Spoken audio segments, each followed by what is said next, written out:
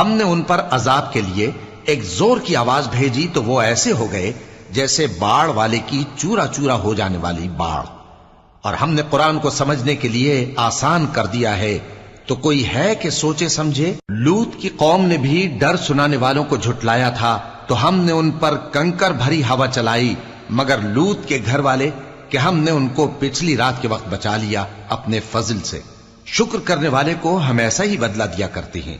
اور لوط نے ان کو ہماری پکڑ سے ڈرا بھی دیا تھا، مگر انہوں نے ڈرانے میں شک کیا، اور ان سے ان کے مہمانوں کو لے لینا چاہا تو ہم نے ان کی آنکھیں مٹا دیں۔